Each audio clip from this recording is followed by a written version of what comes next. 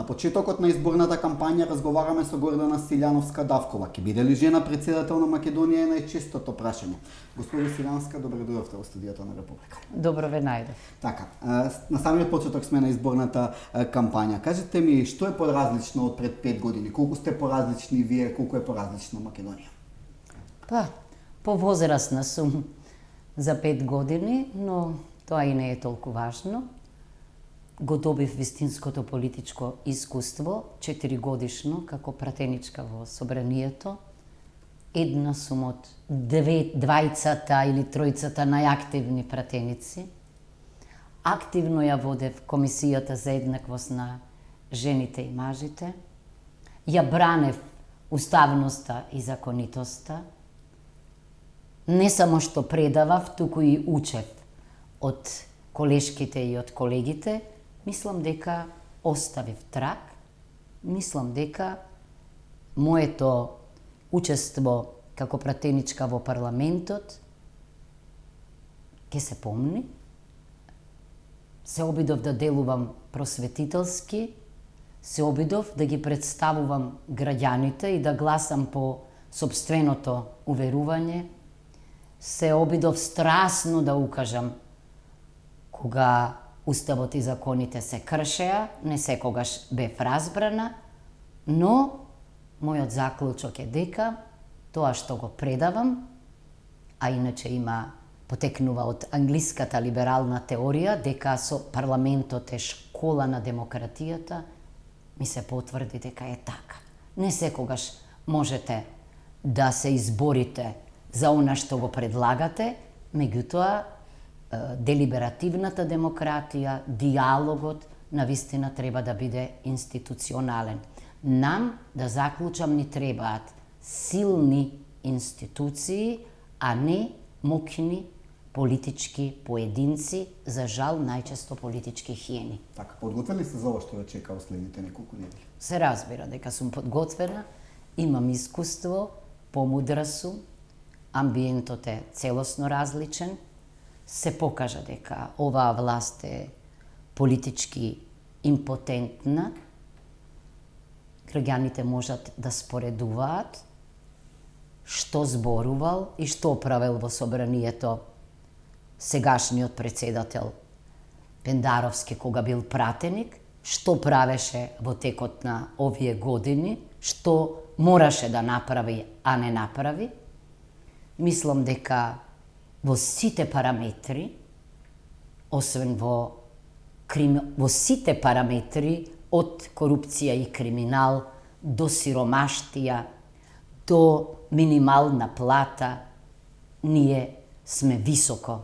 Ако сакате во загаденост на животната средина, ние сме во врвот, ама во владењето на правото, во заштитата на слободите и правата, во респектот на најдобрите, кои во рамките на еден ужасен екзодус ја напуштаат земјата, ние стоиме далеко од ЕУ. Ете, тоа е предизвикот за мене, ако сакате да заклучам. Каква порака ќе испратите пред денешниот старт на кампањата? Па ќе испратам многу пораки.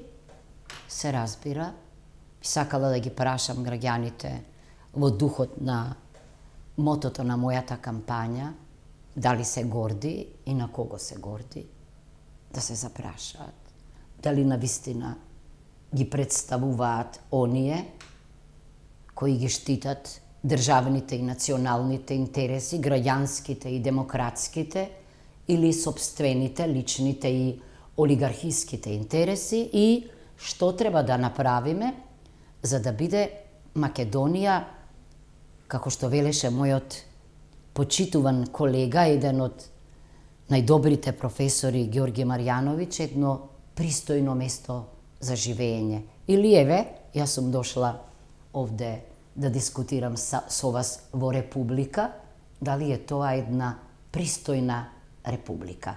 Оти републиката секогаш се темели на и ги почитува интересите на граѓаните, националните интереси. И асоциацијата веднаш ви оди на Француската република.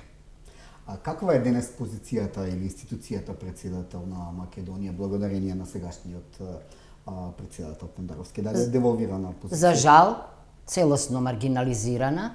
Точно е дека и уставната дикција на председателот му дава повеќе церемонијални одошто ефективни овластувања, но не е така.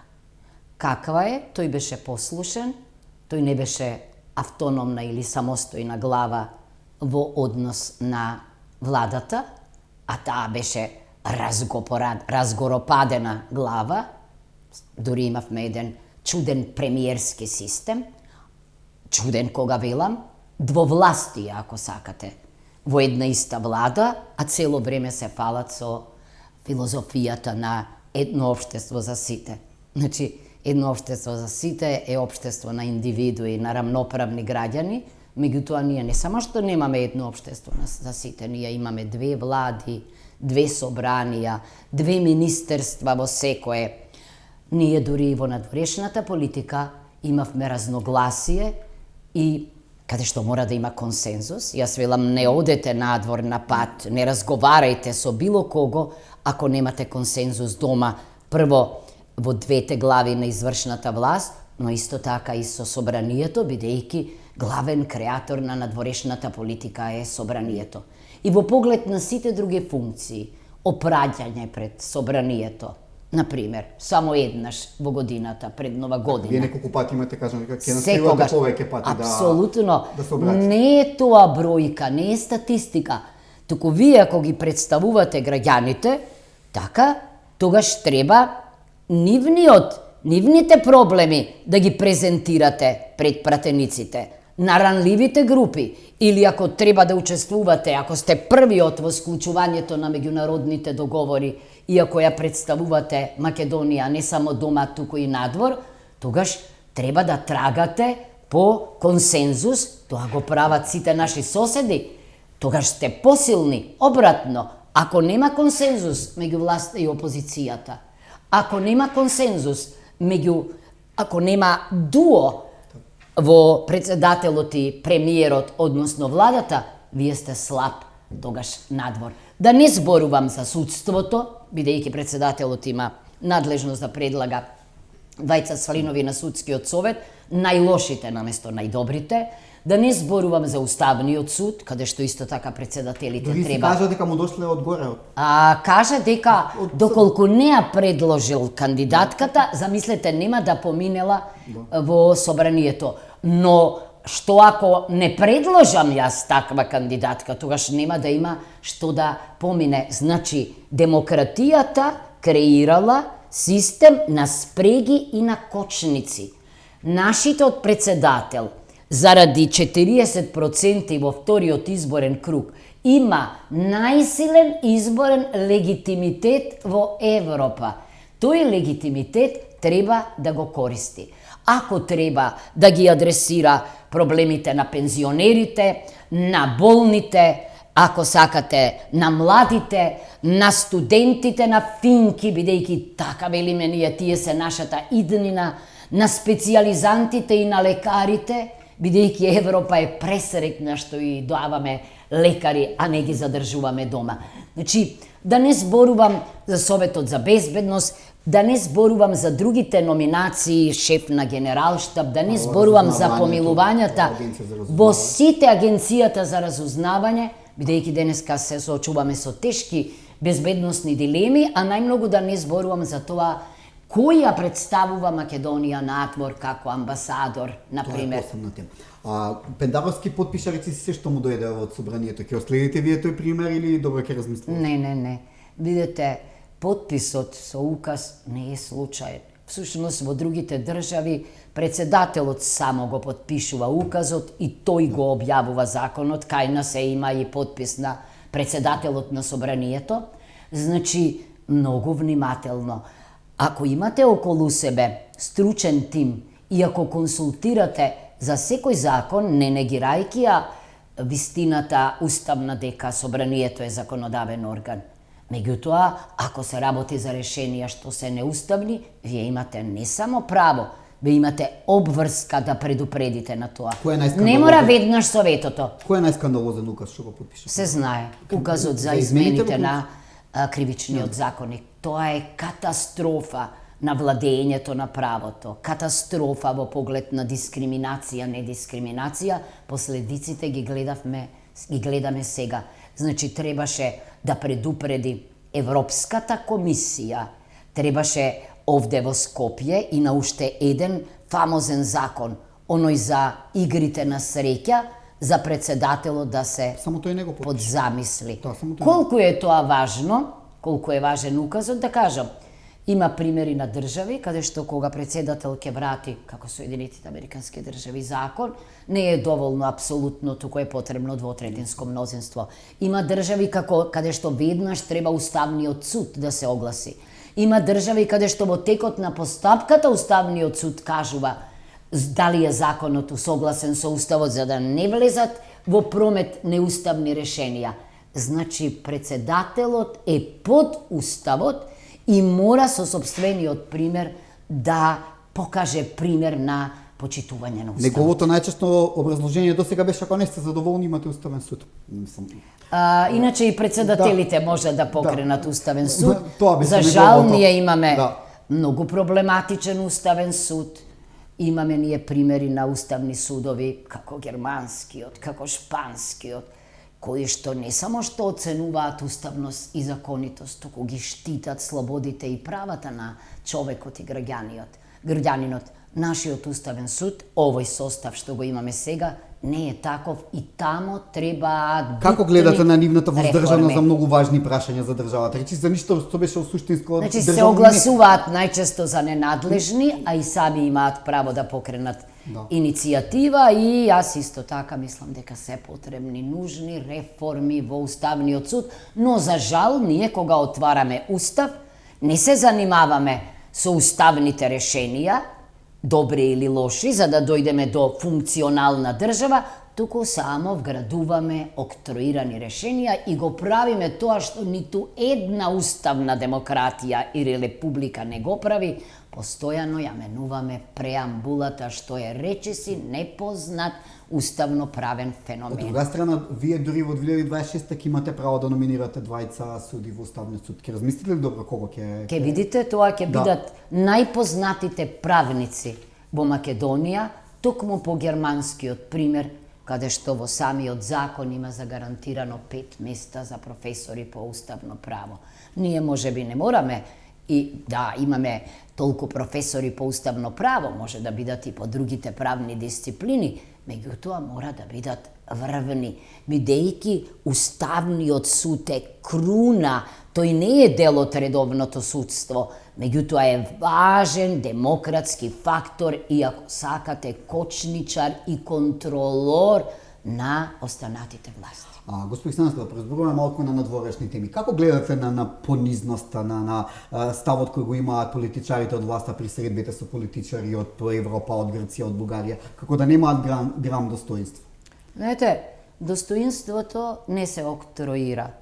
Достоинството достоинството се заслужува. Ако ако сте вие лично со дигнитет и интегритет, ако не сте случаен партиски војник, залутен во политиката, туку сте избран заради знаењето, заради стручноста, заради компетентноста, тогаш така ќе се однесувате со гордост и во меѓународната политика. Точно е дека денеска е се уште реализмот во меѓународната политика доминантен од типот дека силните го прават тоа што можат, а слабите што мораат. Меѓутоа, има ситуации кога, гледајте и во рамките на ЕУ, во рамките на Обединетите нации, например, еве да речеме нешто што не сум го кажала до сега од мојата програма. Мислам дека треба да почнеме лобирање за членство на Македонија во Советот за безбедност како непостојан член.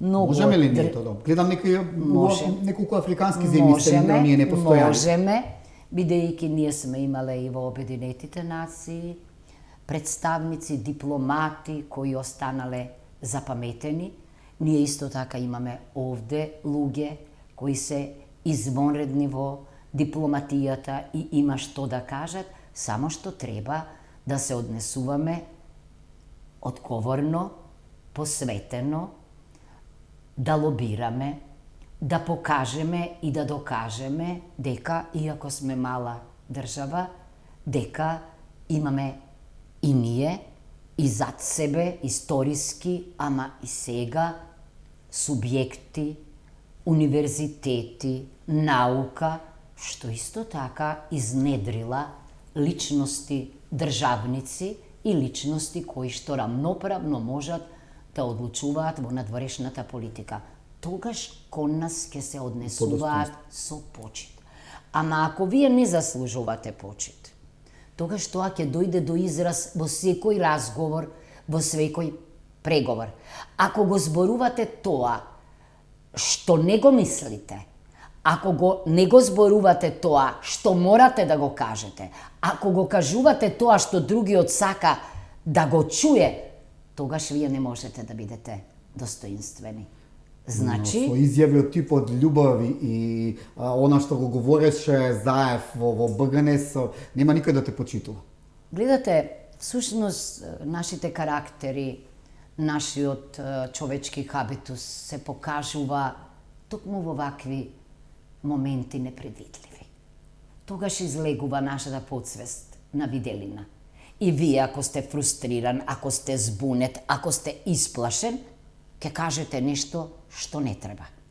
Ама, ако сте вие едуциран, ако вие ги знаете правилата на политичката игра, ако сте вие лидер, ако сте вие достоинствен, тогаш тоа ќе го забележат и ќе го вреднуваат. Така е во сите меѓународни институции. Од научните институции до експертските институции. Ако сте експерт, воопшто нема да биде важно од каде сте. Може да биде во определени моменти при номинација на определени функции, но ќе го запаметат и ќе го вреднуваат вашето знаење. Затоа нам ни требаат темелни реформи. Да си ги препознаеме луѓето кои знаат, кои умеат, луѓето кои се почитувани надвор, од сликата за Македонија и односот кон Македонија и на највисоките представници на ЕУ и на представниците на Соединетите држави во голема степен зависи од тоа кој ја представува. Ние сме потонати во тешка криза не само на лидерство, не можете да ги наречете лидери, туку и на просечност, на подпросечност. За жал понекогаш дури велам дебилизација. Не на лидери, на чиновници. Ама и чиновниците, да речеме според еден од најпознатите познавачи на бирократијата, Макс Вебер, не попусто се нарекуваат луѓе со бели крагни и се вели дека кај чиновниците е најважен тој правен и рационален авторитет да го поседуваат. Значи да се водат од уставот и законите, а не од партиите и наредбите. Што значи да, тука имаме ние речиси и случај, вие секогаш сите луѓе кога се на функции се обкружуваат со слични на нив. Нашата И со луѓе кои сакаат да им го кажуваат дека се најдобри.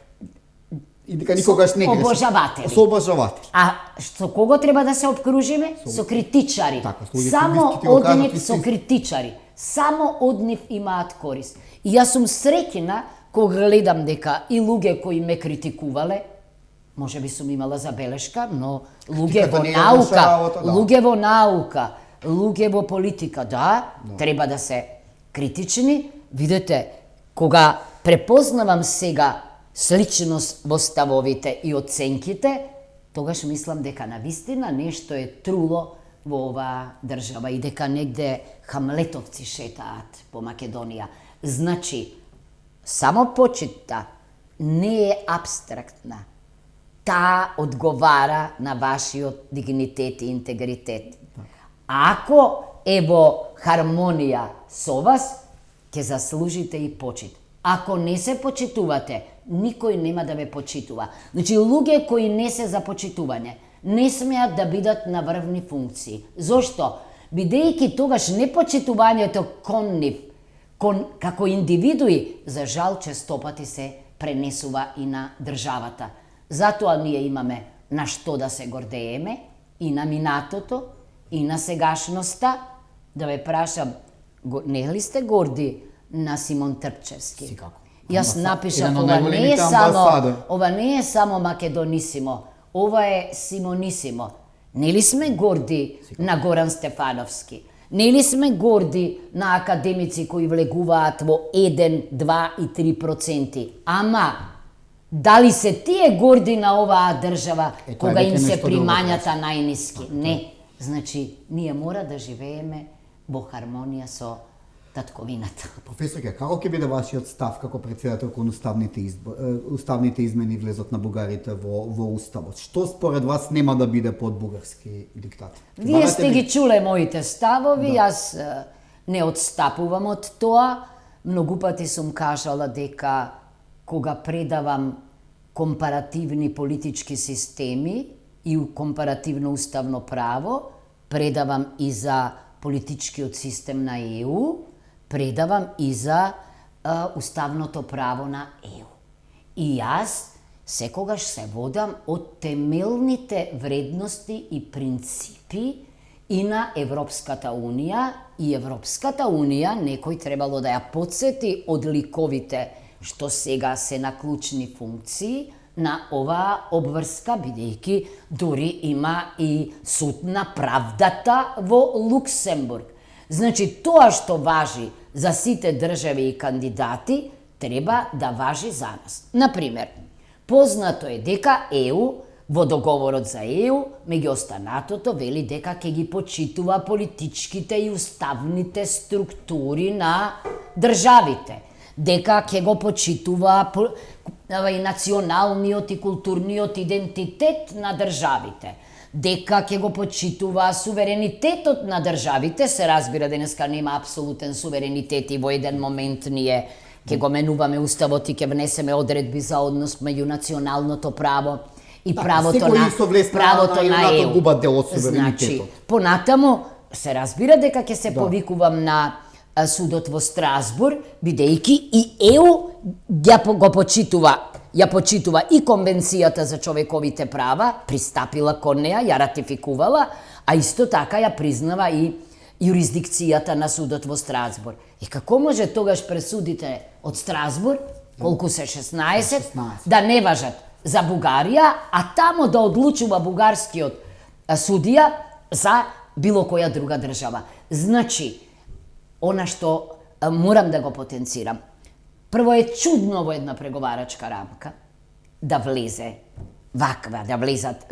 вакво барање, особено за почеток на преговори, меѓутоа јас ќе се држам до она што е духот на договорот кој што е од 2018 година за пријателство и добрососедство, да ставате вето. Од друга страна, како опозиција не бевте ни консултирани кога ви го не знаевте. Значи не е пријателски чин ветото. Вето може да се става за неисполнување на копенхагенските критериуми, но не може за историја, незадоволство. Значи една интерпретација поинаква, или она што го велиме ние, да не може пред да се ратификува и членството на Македонија, значи на крајот на преговорите, евентуално да има ваков амандман.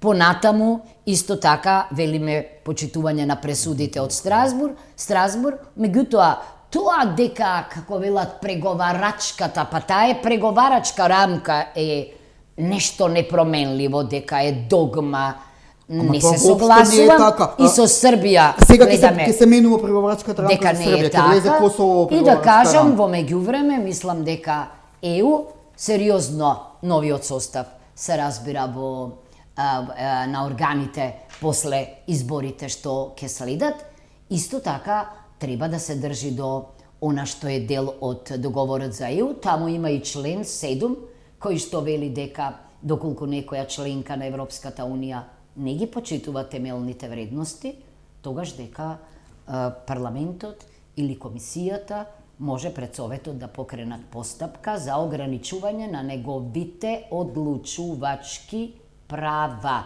Тоа го видовме за да не дојде до таква ситуација со Унгарија, ако се сеќавате. Кога сакаат можат и некого на кафе да волшебен рек, наречен кафе, а уште членот 8 да го кажам од договорот за ЕУ, кој што вели дека ЕУ ќе поттикнува склучување на договори со соседите врз основа на начелото на реципроцитет. Реципроцитет меѓу Бугарија и Македонија никаков нема. Значи, во духот на добрососедството, во духот на соработката меѓу двата народи, кои на вистина мислам дека пријателски се однесувале и треба да се однесуваат, Бугарија треба да биде таа која што ќе ја поддржува Македонија. Немам ништо против ако заради кршење на копенхагенските критериуми добиеме вето, ама да добиете вето за да смените устав, а истовремено тој што го бара, која бара уставната промена, да нема ниту една одредба во уставот за заштита на правата на малцинствата, а ние да имаме цел еден дел за заштита на малцинските права, оценет како врвен, мислам дека е тотално нелогично. Така, за крај да ве прашам, ќе направиме ли Македонија повторно горда? Како што Васила? Тоа е еден долг процес, предпоставки многу има. Прво, да не си ја забораваме историјата и коренот. Менувајќи ја преамбулата, ние ја менувавме, ја менува историјата, што е недозволено. Не можете да се откажете од илинденците, не можете да се откажете од Гоце Делчев, не можете да се откажете од антифашистичкото партизанско движење и од слободата издвојувана со собствени сили.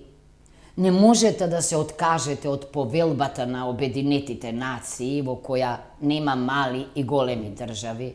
Треба да подсетувате, ако сакате да бидете дел од ЕУ, на темелните вредности и принципи на ЕУ.